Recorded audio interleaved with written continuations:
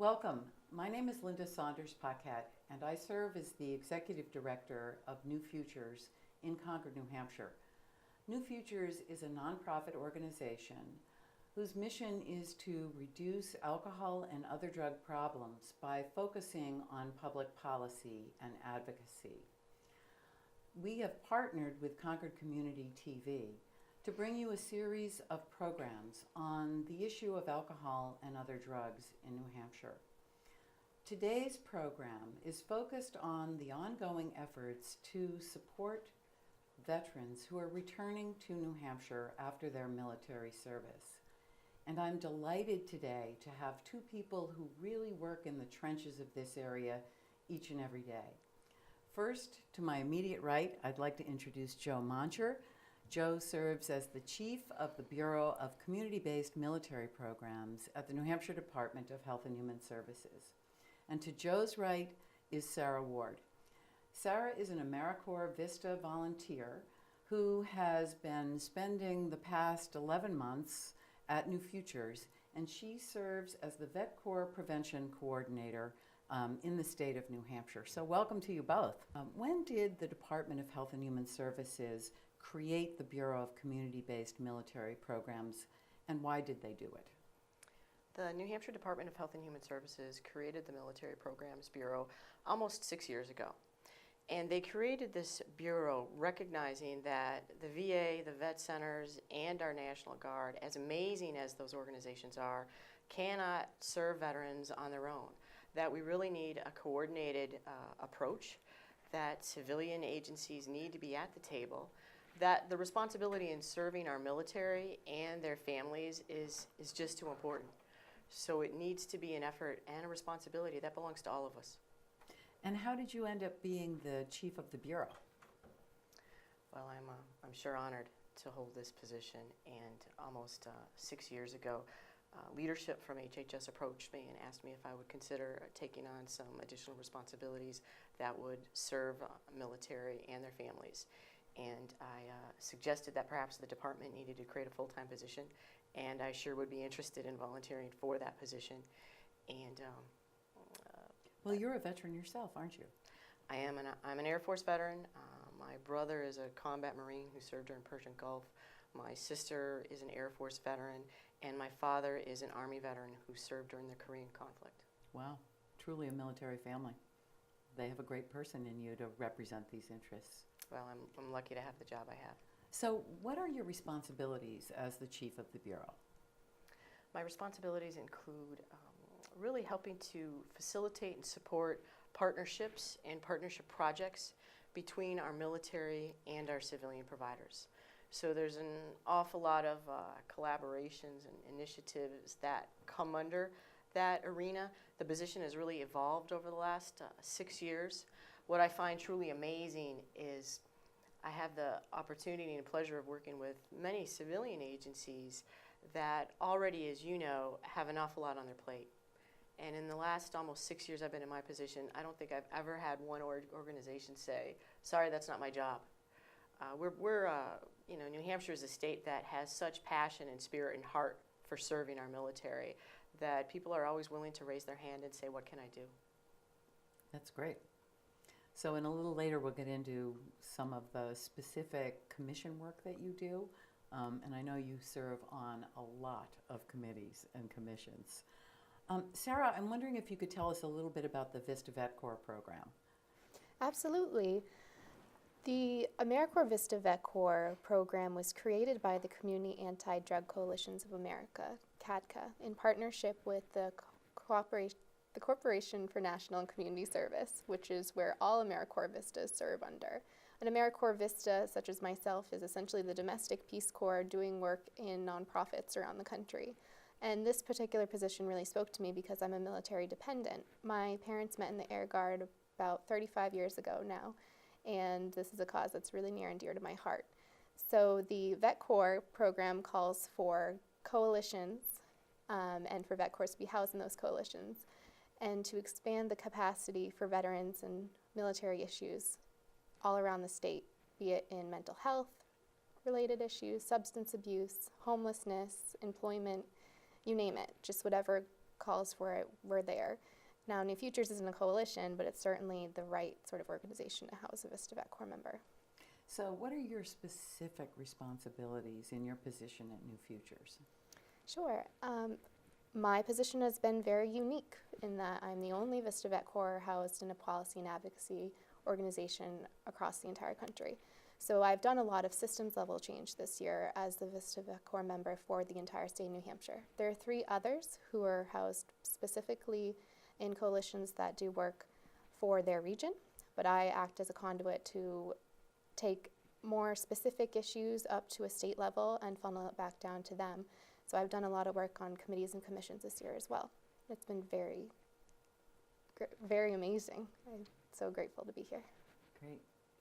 So Joe, how many veterans currently live in New Hampshire and where have they served?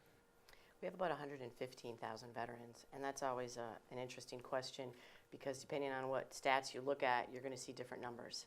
But it's about 115,000. We're losing veterans every day because our older veterans are passing away. In our state, about 45% of our veterans are 65 years and older. We have a very strong Vietnam veteran population. It's at least a third of our state, and in some counties like Carroll County, it's up to 37%. We have about over 7,000 post 9/11 combat veterans. We have about just over 10,000 Korean vets. It's a beautiful mix of a military community in our state. Wow.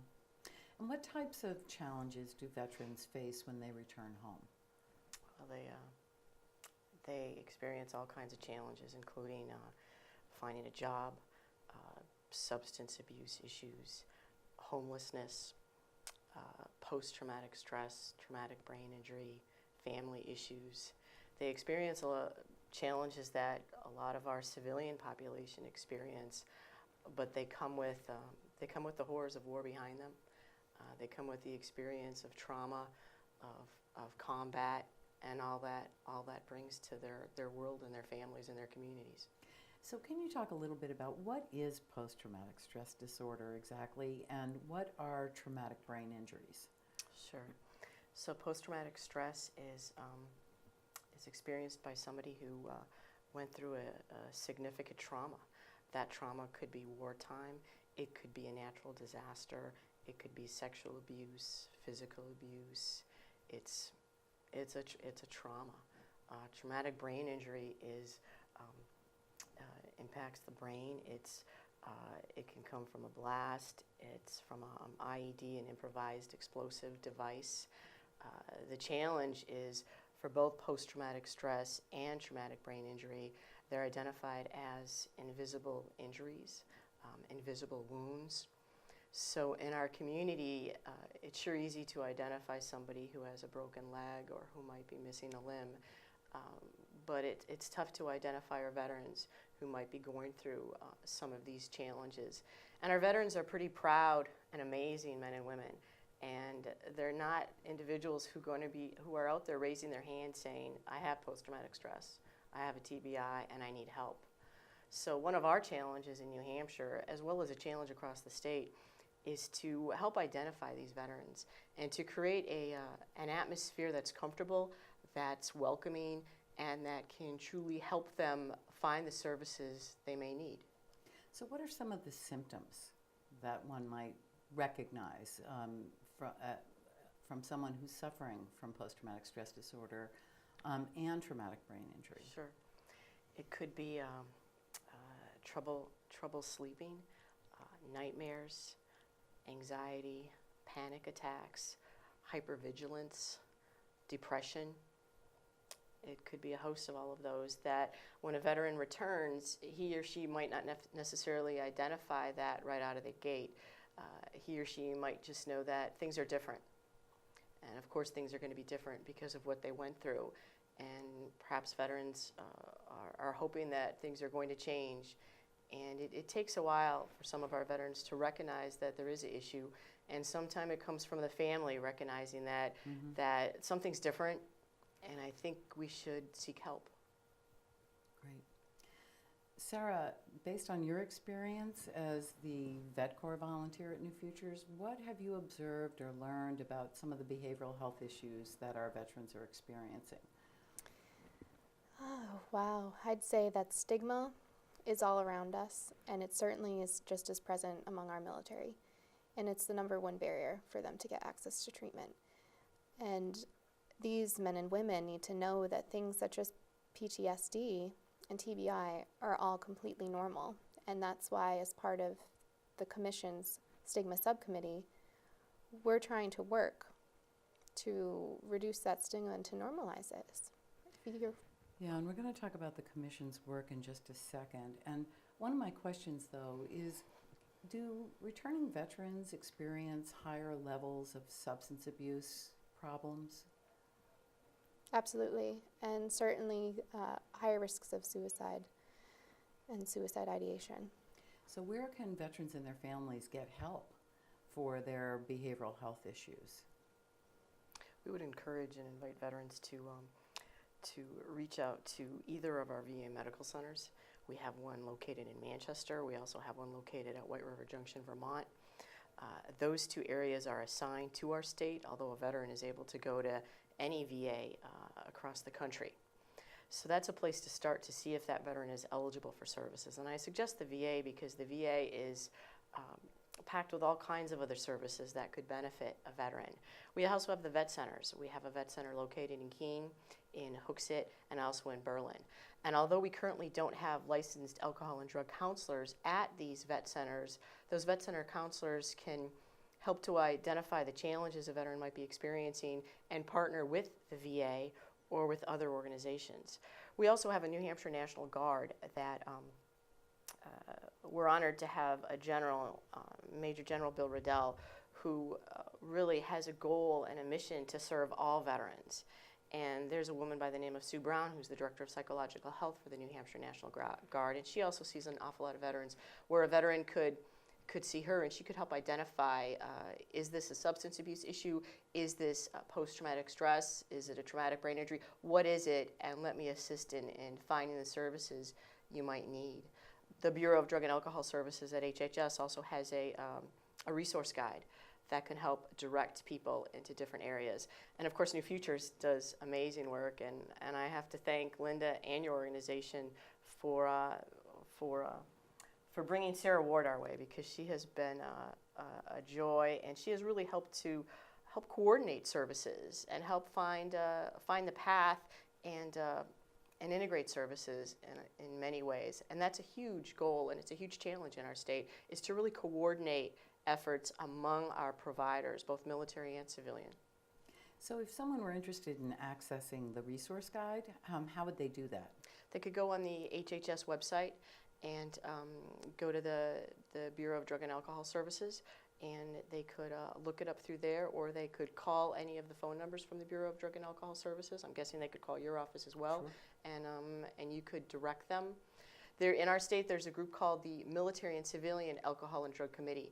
And this committee has been in place for the last 3 or 4 years and really includes folks from military and civilian organizations who are helping to coordinate efforts. And the first step is really to learn about those services and to learn about the services that each organization provides.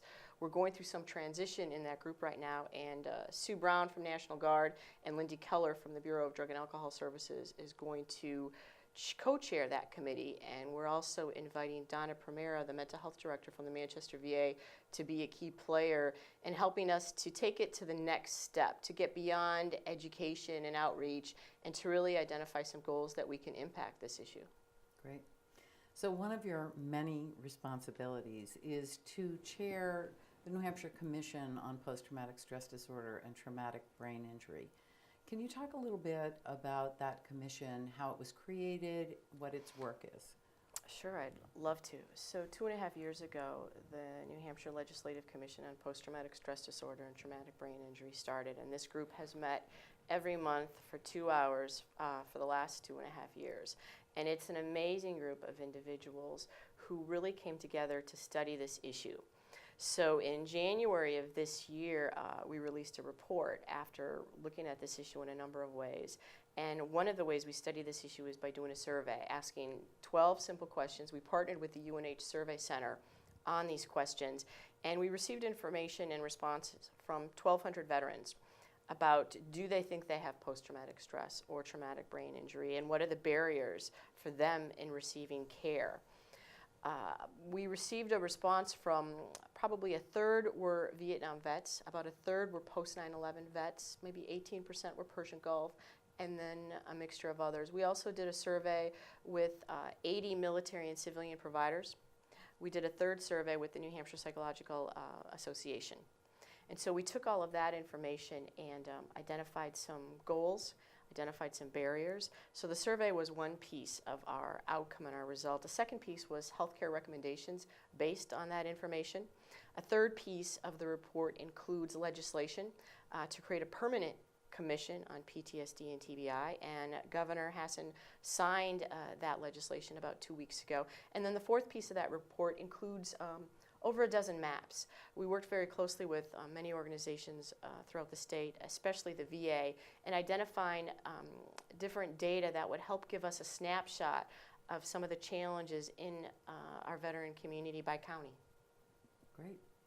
So were there specific findings and recommendations that are contained and reflected in that report? Absolutely. One of the top barriers that were identified by our 1,200 veterans, as well as a lot of the work that the Commission did in the last 2.5 years, is stigma, as Sarah referenced. Another barrier that came up is veterans said that they do not feel understood by the providers who serve them. And they shared that regarding whether it was a military provider or a civilian provider. So that to us, as well as everything else we've been hearing in the last 2.5 years, really spoke to the need of military education, to really educate our civilian providers. Many of our civilian providers came forward and said they would like to help veterans, they would like to serve veterans, but they really needed to understand how to do that.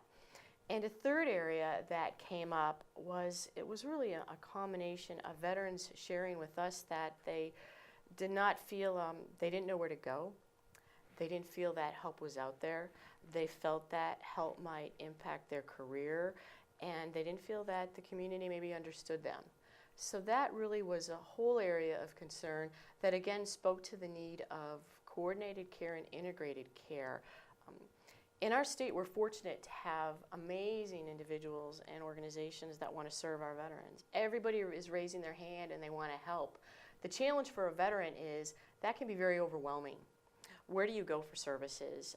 As you know, Linda, so many organizations have different criteria, have different eligibility, and it makes it very confusing for us, let alone a veteran, to navigate that system. So we really need to do a much better job coordinating those efforts.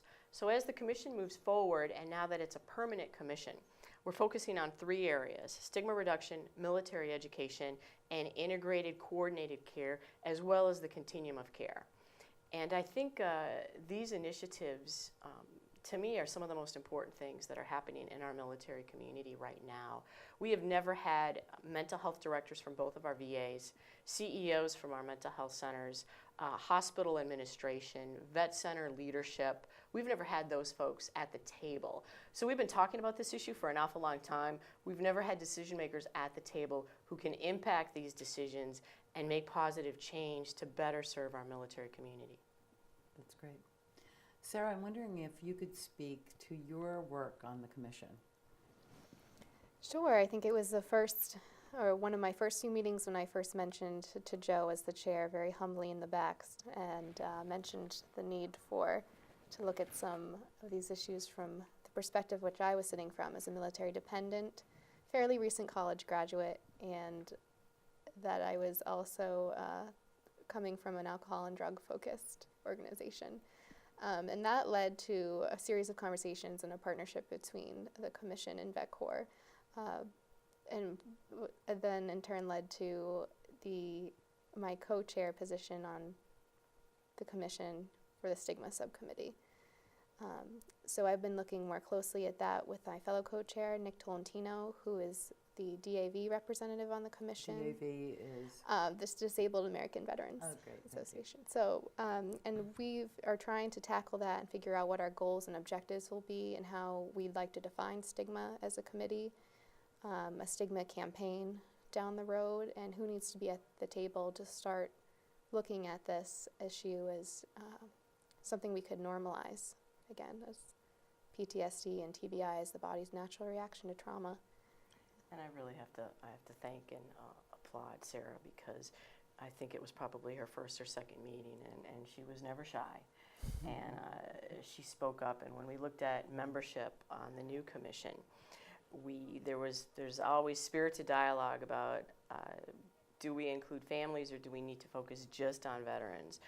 Do we include substance abuse, and if so, in what way? We know we were going to include it, but looking at the representation, how do we include it? How do we include universities? How do we make sure that our young people are engaged? And Sarah, right out of the gate, was very vocal about those issues.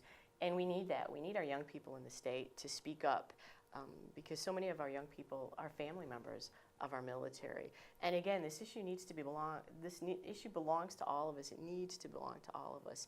And Sarah has reminded us of that.